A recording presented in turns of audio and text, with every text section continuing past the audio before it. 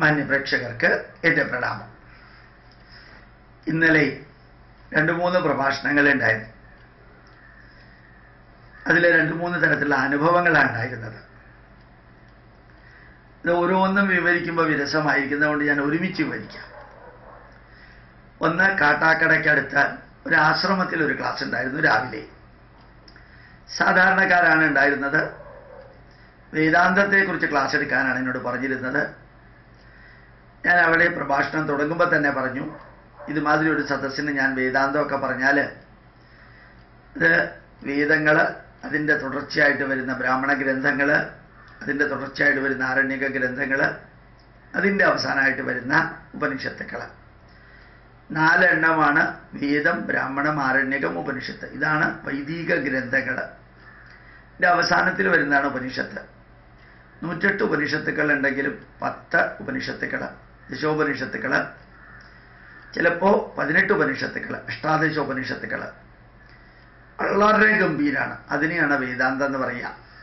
ജീവിതത്തിൽ പഞ്ചഭൂതത്തെക്കുറിച്ചും പഞ്ചപ്രാണനെക്കുറിച്ചും പഞ്ചജ്ഞാനേന്ദ്രിയത്തെക്കുറിച്ചും പഞ്ചകർമ്മേന്ദ്രിയത്തെക്കുറിച്ചും മനസ്സിനെക്കുറിച്ചും ജീവിത യാഥാർത്ഥ്യങ്ങളെക്കുറിച്ചും പരമമായ സത്യത്തെക്കുറിച്ചും കർമ്മത്തെക്കുറിച്ചും ധർമ്മത്തെക്കുറിച്ചും എല്ലാം വിവരിക്കുന്നതാണ് വേദാന്തം. അത് അവിടെയുള്ള സദസ്സിന് യോജിച്ചതല്ല. എല്ലാ ക്ലാസ്സൊക്കെ കഴിഞ്ഞാൻ ഇറങ്ങിയപ്പോൾ ഇതൊക്കെ സംഘടിപ്പിച്ചവർ വളരെ വേദനയോടുകൂടി പറയുകയുണ്ടായി, സാർ ഇവിടെ മതപരിവർത്തനത്തിൻ്റെ കൂമ്പാരമാണ്. അത് ആ പ്രദേശം മുഴുവനും മതപരിവർത്തനം നടന്നുകൊണ്ടിരിക്കുക. രാപ്പകല് ചതിച്ചും വഞ്ചിച്ചും പറ്റിച്ചും കള്ളത്തരത്തിലൂടെയും കാശ് കൊടുത്തും കല്യാണം കഴിപ്പിച്ചും പ്രേമിപ്പിച്ചുമൊക്കെയാണ് പെന്തക്കോസ്തുകാരും യഹോവ സാക്ഷികളും അല്ലാത്ത ക്രിസ്ത്യാനികളും എല്ലാം ഹിന്ദുക്കളെ, പ്രത്യേകിച്ച് നാടാർമാരെ കൺവെർട്ട് ചെയ്യുന്നത്. അപ്പോൾ ഇവരെയൊക്കെ ഞങ്ങൾ ഈ മതപരിവർത്തനത്തിന് വരുന്ന സുവിശേഷ പ്രസംഗികർ, മതപരിവർത്തന തൊഴിലാളികൾ, അവർ പറയുന്ന ചോദ്യങ്ങൾക്കെല്ലാം ഉത്തരം കൊടുക്കാൻ പഠിപ്പിക്കലാണ് ഞങ്ങൾ ചെയ്യാറുള്ളത്. അതിന് സാറിൻ്റെ പ്രഭാഷണത്തിലെ വരികളെല്ലാമാണ് ഞങ്ങൾ ഉപയോഗിക്കാറുള്ളത്. അപ്പോൾ സാറിനെ ഇവിടെ വരുത്തിയത് തന്നെ ഇതുമാതിരിയുള്ള കാര്യത്തിനാണ്. മതപരിവർത്തനത്തെ തടയാനും ആൾക്കാരിൽ ബോധം ഉണ്ടാക്കാനുമാണ്. അപ്പോൾ ഞങ്ങളിവരെ എല്ലാവരും പഠിപ്പിക്കുകയാണ് അവർ ചോദിക്കുന്ന ചോദ്യങ്ങൾക്ക് ഉത്തരം പറയാൻ. അത് കേട്ടപ്പോൾ, അത് മാത്രം കേട്ടപ്പോൾ എനിക്ക് ദുഃഖം തോന്നി. ഞാൻ അമ്പലത്തിൽ പോകുന്നു, അത് എന്തിനാണെന്ന് ചോദിച്ചാൽ എനിക്ക് സംതൃപ്തി കിട്ടുന്നു, എനിക്ക് അവിടെ പോയി തൊഴുതു വരുമ്പോൾ സംതൃപ്തി കിട്ടുന്നു എന്നൊരു ഉത്തരം പറഞ്ഞാൽ പോലെ. എന്തുകൊണ്ട് നിങ്ങൾ ഹിന്ദുവായി ജീവിക്കുന്നു? ധന്യമായ സ്വാതന്ത്ര്യവും ധന്യമായ അവകാശങ്ങളും എല്ലാം ഉള്ളതുകൊണ്ട് ഞാൻ ഹിന്ദുവായിട്ട് ജീവിക്കുന്നു. നിങ്ങൾ എന്തുകൊണ്ട് മതപരിവർത്തനം ചെയ്യുന്നില്ല? നിങ്ങളുടെ മതവും നിങ്ങളുടെ വീക്ഷണവും എനിക്കിഷ്ടമല്ല. എന്തിനാ ചർച്ച ചെയ്യാൻ പോകുന്നത്? അവർ ചോദിക്കാവുന്ന ചോദ്യങ്ങൾ ആയിരക്കണക്കിനുണ്ട്. കള്ളന് ഏത് വഴി കൂടെ വേണമെങ്കിലും ഓടാം. പോലീസുകാരന് കള്ളന്റെ പുറകെ മാത്രമേ ഓടാൻ പറ്റുള്ളൂ. എന്തിനാ നമ്മൾ അവരുടെ പുറകെ ഓടുന്നത്? നമുക്ക് നമ്മുടെ രീതിയിൽ ജീവിച്ചാൽ പോരെ. നാട്ടുകാർ ചോദിക്കുന്ന മുസ്ലിങ്ങളും ക്രിസ്ത്യാനികളും കമ്മ്യൂണിസ്റ്റുകാരും യുക്തിവാദികളും നിരീശ്വരവാദികളും ചോദിക്കുന്ന ചോദ്യങ്ങൾക്കെല്ലാം ഉത്തരം പഠിക്കാൻ സമയം കിട്ടുമെങ്കിൽ എല്ലാം പഠിക്കാം. അവർക്ക് ഉത്തരം കൊടുക്കാൻ വേണ്ടി പഠിക്കാൻ പോകണം എന്തിനാ? നമുക്ക് പഠിക്കാൻ വേണ്ടി പഠിച്ചാൽ പോരെ. നാരായണ ഗുരുദേവൻ പറഞ്ഞ പോലെ വാദിക്കാനും ജയിക്കാനും എന്തിനാ ശ്രമിക്കുന്നത്? അറിയാമെങ്കിൽ അറിയിക്കാൻ ശ്രമിക്കുക, അല്ലെങ്കിൽ അറിഞ്ഞുകൂടാന്ന് പറയുക. 18 പുരാണങ്ങളും 18 ഉപപുരാണങ്ങളും 2 ഇതിഹാസങ്ങളും അനവധി വേദങ്ങളും ബ്രാഹ്മണ ഗ്രന്ഥങ്ങളും ഉപനിഷത്തുക്കളും ഉപവേദങ്ങളും ഉപാംഗങ്ങളും ഉപനിഷത്തുക്കളും എല്ലാമുള്ള ആയിരക്കണക്കിന് ഗ്രന്ഥങ്ങളുടെ അതിൽ നിന്ന് ചിലർ ചോദിക്കുന്ന ചോദ്യങ്ങൾക്ക് മാത്രം ഉത്തരം പഠിപ്പിക്കാൻ വേണ്ടിയിട്ട് ഇറങ്ങി പുറപ്പെടുന്നത് എന്തിനാ? എൻ്റെ സംസ്കാരം മഹത്തരമാണ്, അതെൻ്റെ ജീവിതത്തിലൂടെ ഞാൻ മനസ്സിലാക്കി, അതുകൊണ്ട് ഞാൻ തുടരുന്നു. ഇത്ര പറഞ്ഞാൽ പോരെ. അവർ ചോദിക്കുന്ന ചോദ്യങ്ങൾക്കൊക്കെ ഉത്തരം കൊടുക്കാൻ വേണ്ടിയിട്ട് തനി ഗ്രാമീണരെ ട്രെയിനിങ് കൊടുത്തു കഴിഞ്ഞാൽ ആ ചോദ്യങ്ങൾക്ക് ഉത്തരം കൊടുത്തു അവർ വേറെ ചോദ്യം ചോദിച്ചാലോ? ബ്രഹ്മാവിന് എന്താ 4 തല എന്ന് ചോദിച്ചാൽ ഇവർ എന്ത് ഉത്തരം പറയും? മഹാവിഷ്ണു എന്താ സർപ്പത്തിൻ്റെ പുറത്ത് കിടക്കുന്ന ഡൺലപ്പ് ബെഡിൻ്റെ പുറത്ത് കിടന്നാൽ പോലെ എന്ന് ചോദിച്ചാൽ എന്ത് ഉത്തരം പറയും? എങ്ങനെയാ ശിവൻ കഴുത്തിൽ പാമ്പിനെ ഇട്ടുകൊണ്ട് നടക്കുന്നത്? ഇത് നിങ്ങൾക്ക് പറ്റുമോ എന്ന് ചോദിച്ചാൽ എന്ത് ഉത്തരം പറയും? ലക്ഷ്മിയും സരസ്വതിയും പാർവതിയും ധനത്തിൻ്റെ ആളാണ് ലക്ഷ്മി എങ്കിൽ വെറുതെ നമ്മൾ ATM-ന്റെ മുമ്പിൽ ക്യൂ നിൽക്കണോ? ലക്ഷ്മിയെ വിളിച്ചാൽ പോരെ എന്ന് ചോദിച്ചാൽ എന്ത് പറയും? 100 കണക്കിന് കാര്യങ്ങളുണ്ടല്ലോ ആചാരങ്ങളുടെ കാര്യത്തിൽ. അതിനെക്കുറിച്ചെല്ലാം ചോദ്യം ചോദിച്ചാൽ എന്തുത്തരം പറയും? പഠിപ്പിക്കും നിങ്ങൾ? ഇതിനെല്ലാത്തിനും പഠിപ്പിക്കാൻ പറ്റുമോ?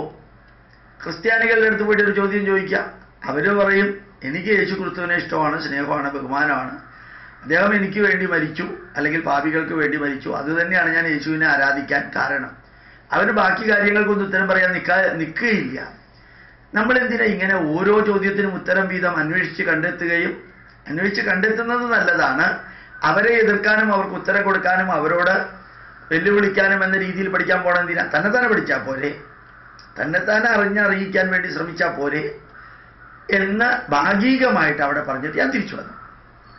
ഇനി രണ്ടാമത്തെ അനുഭവം ഇന്നലെ ഉണ്ടായത് പ്രയാർ ഗോപാലകൃഷ്ണൻജിയുടെ ഒരു പ്രഭാഷണമാണ്.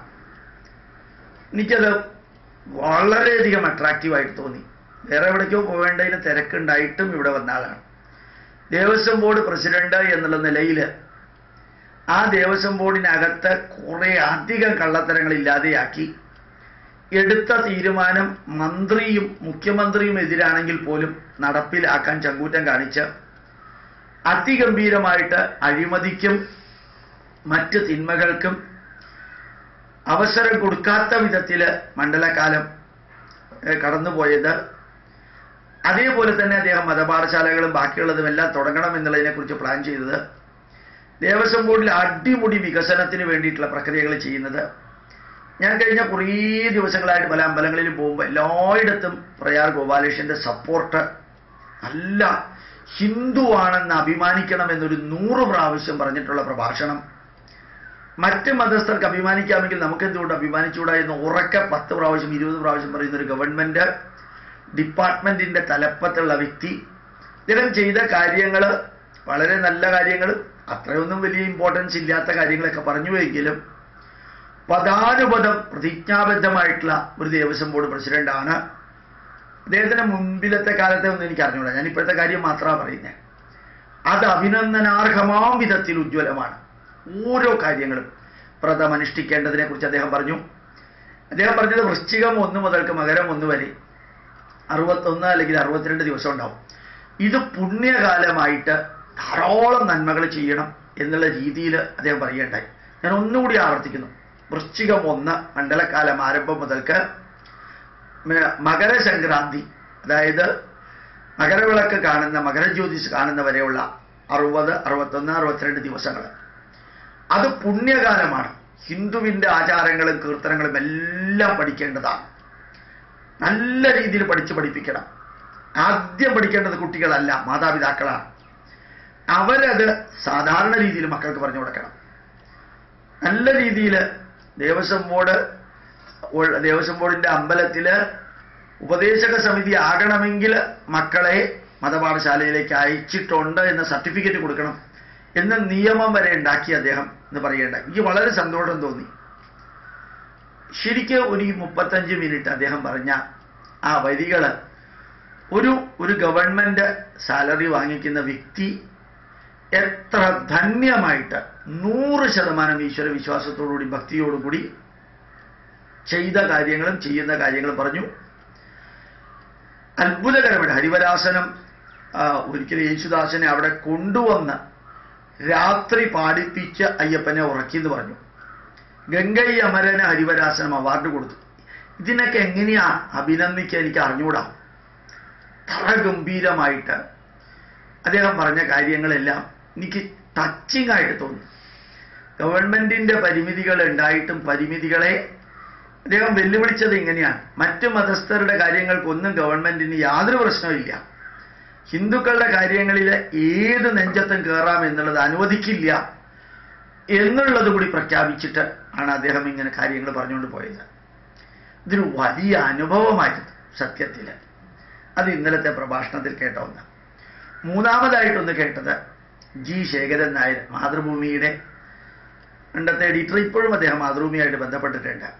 എന്നെ നല്ലോണം അറിയാമെന്ന് പറയുകയും ചെയ്തു. എൻ്റെ CD-കളും കാസറ്റുകളൊക്കെ കേൾക്കുന്നു എന്ന് പറയുകയും ചെയ്തു. ഗോപാലകൃഷ്ണൻ്റെ CD-യും കാസറ്റുകളും ഒക്കെയാണ് എനിക്ക് പല ലേഖനങ്ങൾ എഴുതുന്നതിൻ്റെയും പുറകിൽ ചേർക്കാനുള്ള വരികൾ തന്നതെന്ന് അദ്ദേഹം പറഞ്ഞു. ഇതെല്ലാം എനിക്ക് സാധിച്ചത് ഒരു ഹിന്ദുവാണ് എന്ന് അഭിമാനിക്കാൻ സാധിച്ചതിലാണ്. ഒരു ഹിന്ദുവായി പറഞ്ഞതുകൊണ്ടാണ് എനിക്കിതൊക്കെ സാധിച്ചത്. ഇനിയും ഒരു ഹിന്ദുവായി പറഞ്ഞാലേ എൻ്റെ ലേഖനങ്ങളിലും വരികളിലുമെല്ലാം നമ്മുടെ പുരാണങ്ങളും നമ്മുടെ ഇതിഹാസങ്ങളും നമ്മുടെ വേദങ്ങളുടെയും വരികൾ എഴുതാൻ പറ്റുള്ളൂ. അദ്ദേഹം ഏതാണ്ട് സംസാരിച്ചതിൽ കാൽഭാഗം എന്നെക്കുറിച്ച് പറയാനായിരുന്നു. ഞാനത് എടുത്തു പറയാൻ കാരണം അദ്ദേഹം ഒരു ഇടതുപക്ഷക്കാരനാണ്. പ്രയാർ ഗോപാലകൃഷ്ണൻ ഇടതുപക്ഷക്കാരനല്ല. ശരിക്കും നമ്മളുടെ ധർമ്മത്തിനും നമ്മളുടെ ക്ഷേത്ര സങ്കല്പത്തിനും എതിരായിട്ട് പറഞ്ഞുകൊണ്ടിരുന്നവരുടെ കൂട്ടത്തിലുണ്ടായിരുന്ന ഒരു വ്യക്തിയിലുണ്ടായ മാറ്റം അസാധാരണമാം വിധത്തിൽ മാറിയത് അദ്ദേഹം അറിയിച്ചു. ആ ക്ഷേത്രത്തിലെ ഭാരവാഹി പോലെയാണ് അദ്ദേഹം. പ്രയാർ ഗോപാലകൃഷ്ണൻ പരിപാടിക്ക് വരുമോ എന്ന് സംശയിച്ചപ്പോൾ നിർബന്ധമായിട്ടും വരുത്തിയതും ഇദ്ദേഹമാണ്. ആ ക്ഷേത്രത്തിൻ്റെ കാര്യത്തിൽ ജി ശേഖരൻ നായർ വളരെ ഗംഭീരമായിട്ടുള്ള ആക്ഷൻ എടുക്കുന്നുണ്ടായിരുന്നു. എനിക്ക് വളരെ സന്തോഷം തോന്നി, സംതൃപ്തി തോന്നി. ഞാനത് നിങ്ങളുമായിട്ട് ഇന്നലെ നടന്ന കാര്യങ്ങളിൽ നിങ്ങളുമായിട്ട് പങ്കുവെക്കാൻ കാരണം ആൾക്കാരിൽ മാറ്റം വരുന്നുണ്ട്, നല്ല രീതിയിൽ മാറ്റം വരുന്നുണ്ട്. ഈ മാറ്റത്തിൻ്റെ കൂട്ടത്തിൽ നിങ്ങളും ഉണ്ടാവണം. ഈ 60 ദിവസം വൃശ്ചികം 1 മുതൽക്ക് മകരം 1 വരെ പ്രയാർ ഗോപാലകൃഷ്ണൻജി പറഞ്ഞ ഭക്തിയുടെ മാസം, അത് ആത്മീയതയുടെ മാസമാണ്. മറ്റേത് രാമായണ മാസമാണ്, ഇത് ആത്മീയതയുടെ മാസമാണ്. എല്ലാ കാര്യങ്ങളും പതിവ് പോലെ തന്നെ ചെയ്യാം. നോൺ വെജിറ്റേറിയൻ, മദ്യം തുടങ്ങിയത് പൂർണ്ണമായിട്ടും ഉപേക്ഷിക്കാനുള്ള ആരംഭമുള്ള മാസങ്ങളാക്കാം. വീട്ടിനകത്ത് ഭാര്യാഭർത്തൃ ബന്ധം, മാതാപിതാക്കളും മക്കളും തമ്മിലുള്ള ബന്ധം ദൃഢമാക്കാം. വീട്ടിനകത്തെ കുറേ പഴയ നല്ല ആചാരങ്ങളൊക്കെ തിരിച്ചു കൊണ്ടുവരിക, ബുദ്ധിക്കും യുക്തിക്കും ശാസ്ത്രത്തിനും നിരക്കുന്നത്. അത് കുറേ പേരെ നിങ്ങൾ പഠിപ്പിക്കാം. നിങ്ങൾ ആരെയൊക്കെ എന്തൊക്കെ പഠിപ്പിക്കാൻ ആഗ്രഹിക്കുന്നോ, ഗോപാലകൃഷ്ണൻ വാക്ക് തരുന്നു. ആവശ്യമുള്ള നോട്ടുകൾ 36 നോട്ടുകൾ അടിച്ചിട്ടുണ്ട് A4 സൈസിൽ. അത് ഇനിയും തുടർന്നുകൊണ്ടിരിക്കാൻ. 1.5 വർഷങ്ങൾക്ക് മുമ്പ് ബോംബെയിൽ നടന്ന Indian national science congress, Indian science കോൺഗ്രസിൻ്റെ ആ മീറ്റിംഗ് ഉദ്ഘാടനം ചെയ്തുകൊണ്ട് ഇന്ത്യൻ പ്രധാനമന്ത്രി ശ്രീ നരേന്ദ്രമോദി പറഞ്ഞൊരു വരിയുണ്ട്: ഭാരതത്തിലെ പൈതൃകത്തിൻ്റെ സംസ്കാരത്തിൻ്റെ അകത്തുള്ള ശാസ്ത്രവും പ്രയോജനപ്രദമായിട്ടുള്ള അറിവുകൾ ലോകത്തിൽ എത്തിക്കണമെന്ന്. അതിനെക്കുറിച്ച് ചർച്ച ചെയ്യാൻ ഞാൻ പറയുകയുണ്ടായി. എന്നെ department of science and technology November 3-ാം തീയതി ഡൽഹിയിലേക്ക് വിളിപ്പിച്ചിരുന്നു. ഡൽഹിയിലേക്ക് വിളിപ്പിക്കാൻ കാരണം ഈ സംസ്കാരത്തിലുള്ള ശാസ്ത്ര സാങ്കേതിക കാര്യങ്ങളെക്കുറിച്ച് അറിയാവുന്നവരെ ഗൂഗിൾ സെർച്ചിൽ നടത്തിയപ്പോഴത്തേക്കും ഇന്ത്യൻ ഇൻസ്റ്റിറ്റ്യൂട്ട് ഓഫ് സയന്റിഫിക് ഹെറിറ്റേജിന്റെ പേര് മാത്രമാണ് കണ്ടത്. അതുകൊണ്ടാണ് നമ്മളെ വിളിച്ചതെന്ന് DSTയുടെ സെക്രട്ടറി അറിയിക്കുകയുണ്ടായി. അതനുസരിച്ച് നവംബർ 3-ാം തീയതി പോയി. അതിൻ്റെ അടിസ്ഥാനത്തിൽ Indian Institute of Scientific Heritage products എന്ന പോർട്ടൽ തുടങ്ങി. കൂടാതെ നവംബർ 1-ാം തീയതി തന്നെ Academy for Heritage Research and Studies എന്ന് പറഞ്ഞ് തുടങ്ങി. അതിലൂടെ 100 കണക്കിന് ബ്രോഷറുകൾ ഇറക്കുന്ന കൂട്ടത്തിൽ 35 ബ്രോഷറുകളായിട്ടുണ്ട് ഇപ്പം തന്നെ. ഇനി കുറേ ഇറക്കിക്കൊണ്ടേയിരിക്കും. അത് നിങ്ങൾക്ക് ആവശ്യമുണ്ടെങ്കിൽ നിങ്ങൾ പ്രിന്റ് ചെയ്യാൻ തയ്യാറാണെങ്കിൽ മാസ്റ്റർ കോപ്പി അയച്ചു തരാം. അല്ല, പ്രിന്റഡ് വേർഷൻ വേണമെങ്കിൽ പ്രിന്റിംഗ് ചാർജ് മാത്രം തന്നു കഴിഞ്ഞാൽ തീർച്ചയായിട്ടും അത് അവിടെ എത്തിക്കാം. ഈ പ്രയാർ ഗോപാലകൃഷ്ണൻജി പറഞ്ഞതും ജി ശേഖരൻ നായർ പറഞ്ഞതും നമ്മുടെ ഹിന്ദു ധർമ്മത്തിൽ ഒരു വിപ്ലവകരമായിട്ടുള്ള മാറ്റങ്ങൾ വന്നുകൊണ്ടിരിക്കുന്നതും, ഇത് കേൾക്കാനും അറിയാനും താല്പര്യമുള്ളവരുടെ എണ്ണം നിരന്തരം കൂടിക്കൊണ്ടിരിക്കുമ്പോൾ അന്ധവിശ്വാസങ്ങളിലൂടെ ജനത പോകാതിരിക്കാൻ ധന്യമായിട്ട് കുറച്ചെങ്കിലും കാര്യങ്ങൾ പഠിക്കാൻ സാധിക്കണം.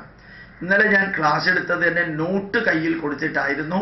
ഈ പാപ്പനംകോടുള്ള അമ്പലത്തിൽ പ്രയാർ ഗോപാലകൃഷ്ണന്റെയും ജി ശേഖരൻ നായരുടെയും പ്രഭാഷണത്തിന് ശേഷം 10-35 മിനിറ്റ് ക്ലാസ് എടുത്തത് പ്രിന്റഡ് നോട്ട് കയ്യിൽ കൊടുത്തിട്ടാണ്. ഒരാൾ അനങ്ങിയിട്ടില്ല. സമയം കുറേ വൈകിയിരുന്നു. ഒരാൾ അനങ്ങിയിട്ടില്ല. ഓരോ പോയിന്റ് പറയുമ്പോഴും അവർ സ്കൂളിലെ കുട്ടികൾ ഇംഗ്ലീഷ് പുസ്തകം നോക്കി പഠിക്കുന്ന പോലെ പഠിക്കുന്നുണ്ടായിരുന്നു. അറിയാൻ ആഗ്രഹമുള്ളവർ ധാരാളം കമ്മ്യൂണിസ്റ്റുകാർ അതിനകത്തുണ്ടായിരുന്നു. ഞാൻ നിങ്ങളോട് പറയുന്നു, നമുക്ക് നമ്മുടേതായിട്ടുള്ള ദൗത്യം ചെയ്യേണ്ട കാലമാണ്. ധന്യമായിട്ട് പ്രവർത്തിക്കുക. ഇന്നലെ ഉണ്ടായ അനുഭവങ്ങളെല്ലാം ചേർത്ത് നിങ്ങളോട് പറയാനുള്ള കാരണം അത് തന്നെയാണ്. പ്രണാമം, നമസ്കാരം.